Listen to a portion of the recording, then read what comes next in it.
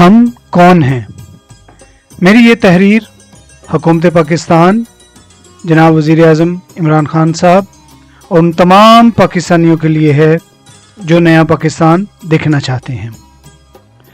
ہم دنیا کے جس خطے میں رہ رہے ہیں، یہ سمندر، پہاڑوں اور معدنیات سے مالا مال خطہ ہے، اور اس کی انہی خوبیوں کے باعث پوری دنیا کی نظر اس پر ہے۔ یہ درست ہی نہیں 100% سچ ہے کہ یہ ملک ہمیں اللہ اور ان کے پیارے محبوب صلی اللہ علیہ وسلم کی بخشش میں عطا ہوا ہے، مگر چونکہ اللہ اور ان کے پیارے محبوب کے دشمن پورے دنیا میں ہیں اور وہ سارے مل کر اس نعمت مترقبہ کو ختم کرنے کے چکر میں ہیں، جس کے لیے انہوں نے زندگی کا ہر حربہ استعمال کر لیا ہے، ہر حربہ۔ کبھی دہشت گردی کرائی اور بے بس مظلوم عوام کو بم دھماکوں سے مارنے کی کوشش کی، اور کبھی فرقہ وارانہ فسادات سے آپس میں لڑانے کی جسارت کی۔ اس کے لیے انہوں نے پاکستان کے اندر ہی سہولت کار تلاش کیے۔ ان سہولت کاروں نے پوری چھان بین کے بعد یہ سوچ لیا کہ سب سے پہلے اس کی انڈسٹری بند کی جائے، پھر اس کے اثاثے بیچے جائیں۔ اس کے نتیجے میں عوام کو اتنا مصروف کر دیا جائے کہ ہر وقت اسے 2 وقت کی روٹی کی فکر لگی رہے، اس کے علاوہ یہ کچھ نہ سوچ سکے، کچھ بھی نہیں۔ نواز شریف ہو یا اسف زرداری یا ان کے حوارین، سب نے مل کر الومناٹی اور فری میسن کے دیے ہوئے اس ایجنڈے پر منوان کام شروع کر دیا۔ پاکستان کے اثاثوں کو لوٹا، منی لانڈرنگ کے ذریعے رقمیں باہر بھیجیں، اپنی جائیدادیں بنائیں اور عوام کو کچھ پتہ نہیں لگنے دیا، کچھ بھی پتہ نہیں لگنے دیا۔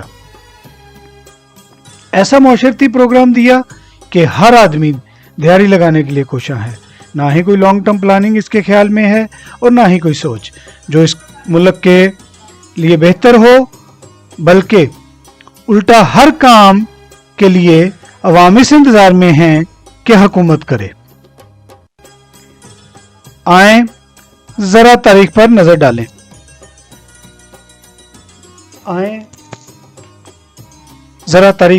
ڈالیں۔ آپ کو جان کر شاید حیرت ہو کہ مسلمانوں نے دنیا کا 95% علاقہ اسلامی عروج کی پہلی صدی میں فتح کر لیا تھا۔ مسلمان اس کے بعد 1300 سال اس علاقے کے لیے ایک دوسرے سے لڑتے رہے۔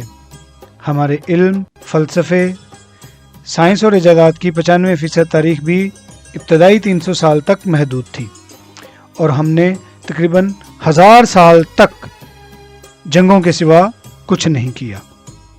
اب آپ اسلامی دنیا کی بدقسمتی ملاحظہ فرمائیں۔ ہم لوگ آج یورپی بندوقوں، ٹینکوں، توپوں، گولیوں اور امریکی جہازوں کے بغیر، ان کی وار ٹیکنالوجی کی مدد کے بغیر خانہ کعبہ کی حفاظت بھی نہیں کر سکتے۔ ہماری تعلیم کا حال یہ ہے کہ دنیا کی 100 بڑی یونیورسٹیوں کی فہرست میں اسلامی دنیا کی ایک بھی یونیورسٹی نہیں آتی۔ ساری اسلامی دنیا مل کر جتنا بھی ریسرچ پیپر تیار کرتی ہے، وہ امریکہ کے ایک شہر میں ہونے والی ریسرچ کا نصف بنتا ہے، صرف نصف۔ پوری اسلامی دنیا کے مسلمان علاج کے لیے امریکہ اور یورپ جاتے ہیں۔ یہ اپنی زندگی کا آخری حصہ یورپ، امریکہ، کینیڈا اور نیوزی لینڈ میں گزارنا چاہتے ہیں۔ دنیا کی 90% تاریخ اسلامی ملکوں میں ہے، لیکن اسلامی دنیا کے 90% خوشحال لوگ سیاحت کے لیے مغربی ملکوں میں جانا چاہتے ہیں۔ ہم نے 500 سال سے دنیا کی کوئی دوا، کوئی ہتھیار، کوئی نیا فلسفہ، کوئی خوراک، کوئی اچھی کتاب، کوئی نیا کھیل اور کوئی اچھا قانون نہیں دیا۔ کم از کم ان 500 سالوں میں کوئی اچھا جوتا ہی بنا لیا ہوتا تو ہمارا فرض کفایہ ادا ہو جاتا۔ ہم 1000 برسوں میں ستھرا استنجا خانہ نہیں بنا سکے. ہم نے موزے اور سلیپر اور گرمیوں میں ٹھنڈا اور سردیوں میں گرم لباس تک نہیں بنایا. ہم نے قرآن مجید کی اشاعت کے لیے کاغذ، پرنٹنگ مشین اور سیاہی ہی بنا لی ہوتی تو ہماری عزت رہ جاتی، مگر یہ بھی ہمارے علماء کی فکری ارتقاء میں بسنے والے کافروں نے ہی بنائی ہے. ہم تو خانہ کعبہ کے غلاف کے لیے کپڑا بھی اٹلی سے تیار کراتے ہیں. ہم تو حرمین شریفین میں استعمال ہونے والا ساؤنڈ سسٹم بھی یہودی کمپنیوں سے خریدتے ہیں. ہمارے لیے آب زمزم بھی کافر کمپنیاں نکالتی ہیں.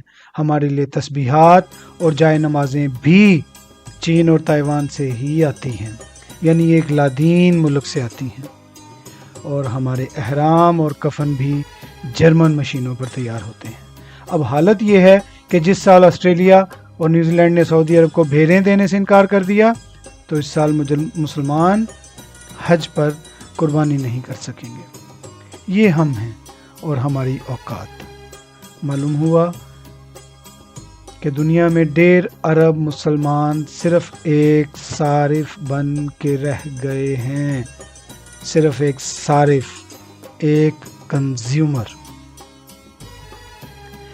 پوری قوم سے سوال ہے کہ ہم نے آج تک کیا کیا ہے. پر دنیا کی عظیم ترین قوم اپنے آپ کو سمجھتے ہیں.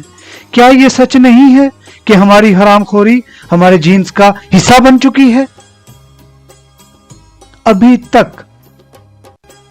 ابھی تک موجودہ حکومت نے بھی اس بات کو محسوس ہی نہیں کیا کہ ان پڑھ، جاہل اور بے تکے وعدوں پر اعتبار کرنے والی مفلوج قوم یہ تک نہیں جانتی کہ اس وقت ہمیں 5th جنریشن وار لڑنی کیسے ہے. 5th جنریشن وار لڑنی کیسے ہے. پوری دنیا کے صہیونی اپنا ایجنڈا نافذ کرنے کے لیے حاشیہ لگا چکے اور ان کا دجال آنے کو تیار. مسجد اقصی زلزلے میں گرانے کا پروگرام بنا چکا اور گریٹر اسرائیل کا پورا نقشہ سامنے ہے. مسلم ممالک میں افراتفری، عمان کے ساحل کو منہ مانگی رقم پر لیز کا حصول، سعودی عرب، لبنان، شام اور عراق پہلے ہی سرنگی. اگر کوئی رہ جاتا ہے تو ہے وہ صرف پاکستان، صرف اور صرف پاکستان. یہ بات روزے روشن کی طرح آیا ہے کہ صرف فوجیں ہی جنگیں نہیں لڑا کرتی، ان کی پشت پر پوری قوم ہوتی ہے ان کی پشت پر. تو مجھے کوئی ایک آدمی، کوئی ایک ادارہ یا حکومت کا کوئی ایک ایکٹر بتا دے کہ اس نے اپنی مایہ ناز فوج تو تیار کر لی. کیا قوم کو کسی بھی طرح سے کسی بھی لیول پر اور کسی بھی سطح پر کوئی تعلیم دی؟ اور کوئی ایک بھی قدم اٹھایا؟ نہیں نا. تو پیارے پاکستانیوں، ہمیں اب روز کی فضول بحثوں سے نکل کر عملی طور پر، بالکل عملی طور پر اس دنیا میں منوانا ہے کہ ہم ایک قوم ہیں، مفلوج نہیں بلکہ زندہ، ہوش مند، باغیرت اور اپنے عقیدے کے سردار جناب رسول اللہ صلی اللہ علیہ وسلم کے جھنڈے کے پاسبان اور اپنے اللہ جل جلالہ کی توحید اور اس کے وحدہ ہونے کے شرف کے میزبان اور زمین پر آسمان والے کے خلیفہ.